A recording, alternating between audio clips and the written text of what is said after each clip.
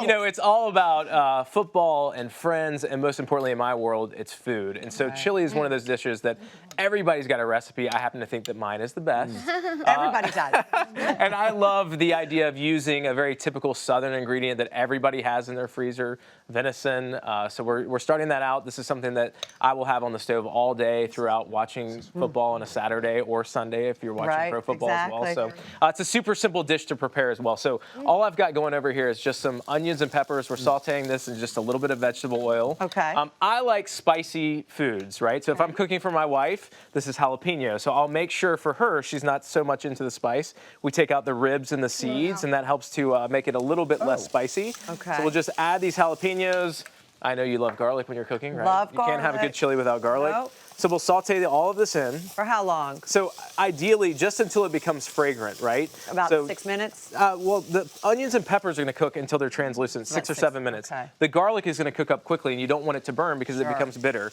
So a little trick that I like to do whenever I'm cooking this is that brown food equals good food, right? So if you're using venison, if you're using beef, if you're using bison, turkey, whatever, I like to create sort of a little bit of a well in the center of the pot, right? And let it kind of come back up to temperature.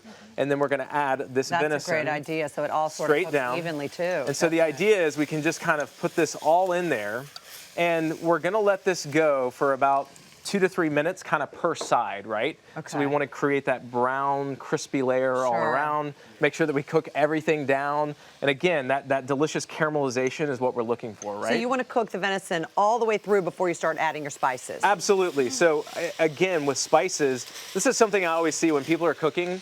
I love one-pot meals, like chili, gumbo, beef bourguignon, and the idea is that you want to cook everything in the same pot because that's the difference between a good chili and a great chili. Sometimes I see people and they're cooking onions and peppers over here, they've got their ground beef and they just dump it into one pot. No, well, you're losing all that flavor, right? So heavy-handed with both cumin, I'll let you add this here.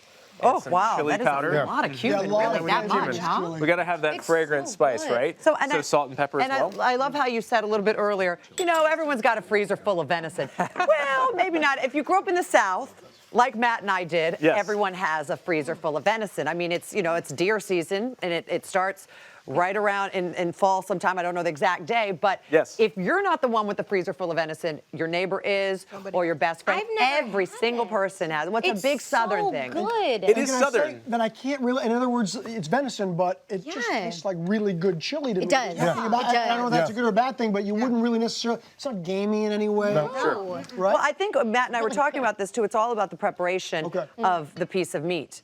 Because even if you just take a steak and you don't season it, you just throw it on a grill, it's not going to taste nearly as good as if you season it and you get all the great, you know, fresh ingredients. And I love to say it's kind of the original farm-to-table food, right? I mean, whether you grew up with it or not, you can befriend somebody who has it in their home, or if you're not able to access it, you can always pick it up online. And I'll say this too, if you don't want the venison, ground beef, ground bison, my wife is always on me about red meat, so ground turkey works just as well. If you want a vegetarian version of this dish, just add in a little bit more beans, which is perfect. So I've never met a beer that I did not like. We're going to use kind of an IPA or brown ale. Like any good Southern gentleman. That's right. So the idea here is to deglaze all that flavor, all that brown flavor. Where we're going to pick that up. It's going to play off that caramel note from the beer. What does deglaze mean? Deglaze is picking up all those little bits and pieces that we've got from the browning off the bottom of the pan. So if you don't want to use a beer, you can use a liquid. It could be as simple as water, which has no flavor, or you could use a stock, which is going to have more flavor. I prefer the flavor of beer, so that's why we're using that, right? But you wouldn't use like a scotch or a whiskey. It's a little too high in alcohol for this dish, right?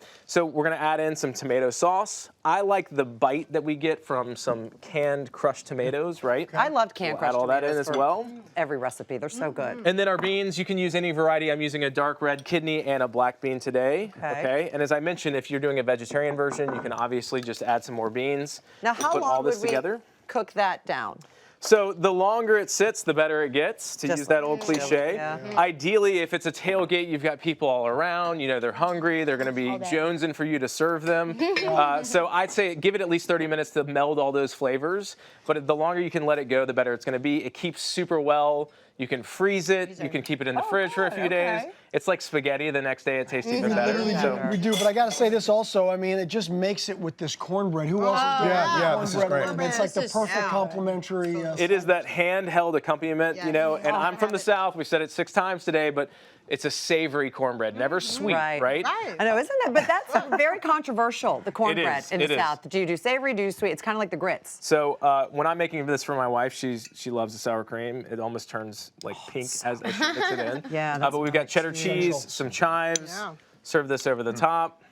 And you've got two beautiful daughters who love to help you out in the kitchen. They're kind of your sous chefs, but you say they also have quite sophisticated palates. I mean, they do, and I think accessing your kids to food. I have Vivian, who's 3, and Everly, who's 1. Look at that. You know, little baby chef there, and pizza night here, where I'm actually getting her involved in the cooking.